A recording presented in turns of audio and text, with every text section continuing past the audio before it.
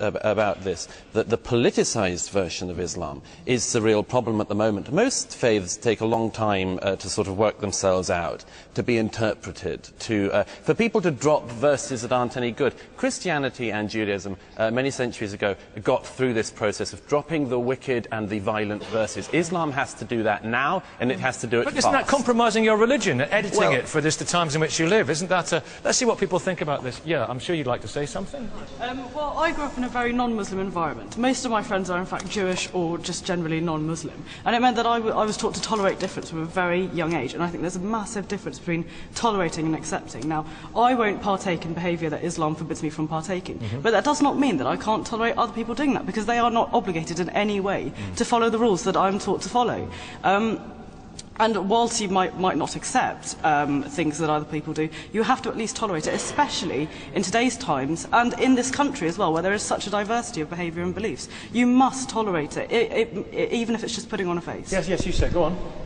Yeah, you were talking about sort of editing your religion for the times. You're saying that it compromises your religion.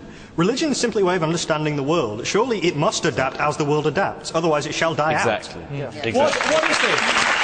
Let's get to apostasy as well. And we've got a gay Muslim to speak to us, although you don't believe in. Well, some people think you're an oxymoron, Anjem, as well. You know, just a moron. So let's not call each other oxymorons. But you know, that's why he's in disguise. I want to ask about apostasy, the abandonment of faith. If God is so great, and who's to doubt that he is, he's also extremely touchy, isn't he? No, the fact is that we have been given the Sharia to live our lives in every aspect and every department of our life. So that includes, for example, how someone embraces Islam, and that includes rules which apply to those people who leave the fold of Islam. Why kill them now? Why not wait till the final judgment? That's like a double whammy. Kill them so bad they killed them twice. At the end of the day, that the best one to determine how you should live your life, how you should function, how you should satisfy your instincts, your desires, your feelings, is your Creator, Allah subhanahu wa ta'ala. And even in the realm of punishment and crime, He is the only one who can determine what the punishment should be, and we should implement it not as if you like, taking some kind of revenge, but as implementing the divine law of God. In trying to please Him. For the vast majority of good-minded people that are watching this show, I want to make it absolutely clear. Anjem Choudhury does not represent Islam, he does not represent Muslims, he does not represent decent human beings. Yeah? He has no right to interpret the Sharia sitting on this show here, and I just want to make that very clear, that this is an example of an extreme fringe that described the 9/11 bombers as the Magnificent 19. He used to head a group that's now been prescribed under terrorism legislation. Who support the American government and the British government. He should not be here talking on behalf of Islam. Okay, let's get it back. Otherwise you're a monarchic and a kafir. Anjem Choudhury, let's show some respect for these people, please. Hi there. As a white British unaccompanied woman, I spent my summer in Pakistan last year, and not only did I feel that I was tolerated, I was really accepted, and people, and I walked around in generally Western clothing, and every single person, I never once felt that anyone felt any animosity towards me. People were very accepting and very interested to learn more about me and where I was from, learning about my family and things like that. And I feel ashamed that people in this country don't show the same respect and to Muslims who've come here. And I think it was very telling to me that in a mainly Muslim country. Very welcoming, yeah. Yeah, very welcome. You had a problem in a Muslim country because you're gay. Yeah. Are you still a Muslim? Yes, I'm Muslim. And I'm proud I'm Muslim, but I'm gay. Was the problem the culture in which you were, or the faith which you practiced? The problems with the Islamic figures, not the Islam. Like, we are, as a Muslim, our guide is Quran. And they're saying about the homosexuality, all the people are, or let's say, Islamic figures are fighting the homosexual people. Because they're trying to get the power against these minorities to get the majorities. Just that's the reason. And for me, I'm a Muslim person. If I want to know what's the rules, I can go to the Quran. There is nothing, a term in the Quran which is very clearly against homosexual people. Or against homosexual people, but the problem there is the Bible too. The problem is that there's two things. People now, or the governments, especially my government, I'm from Iraq, because they are mixing the political situation with the religions. And here, what our country is suffering because of these Muslim figures killing people, not only homosexual people. They are killing everyone. What's happening now in Iraq because all of them. So it very much there's an internal political situation and power struggle going on. I understand. Harris as well. But is it possible that we'll ever get the way that we have gay priests, for example, a gay imam? I've never seen a gay imam. The first and foremost, openly gay, obviously. I've never seen an openly gay imam. Islam as a faith, as a religion, first of all, the Quran says very clearly that Islam is an advice for yourself, for the individual.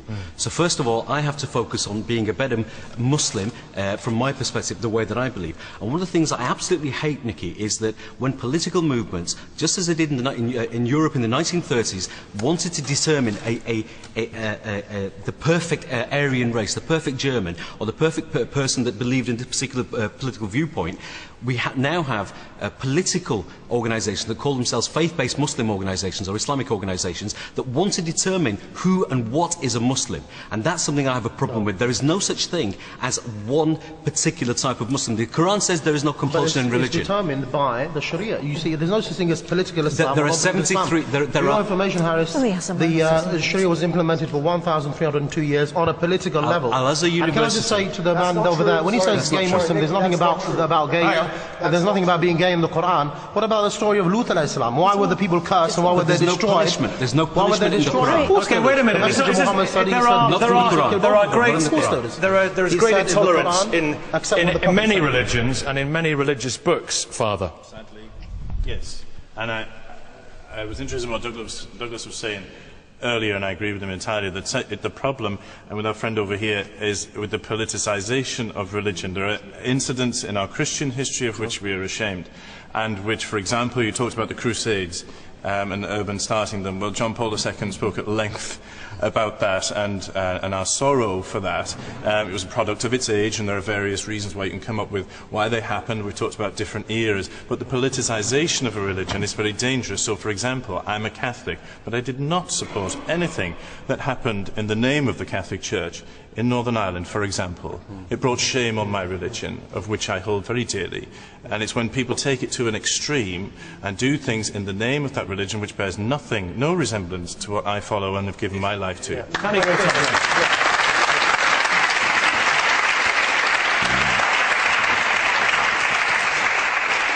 Do you think it's, in any religion, it's the empty vessels who make the most noise, that cause the most harm when it comes to the image of that particular religion? I think religion as at extremes is actually it's anti-religion. I grew up as a Methodist, and now I'm not sure I have faith. I'm somewhere between an agnostic and an atheist. I'm not really sure where I am. But for me, it's about living a good life. And I know many people who go to church on a Sunday and would call themselves Christians or would say they have a faith, but then don't live the rest of their life like that. And I find that much more upsetting than, you know, it's about how you show yourself, and it's being a good person. It's people who screw up everything in this world. The world's a great place, but it's people who damage it. Douglas Murray? And if I can say so, I mean,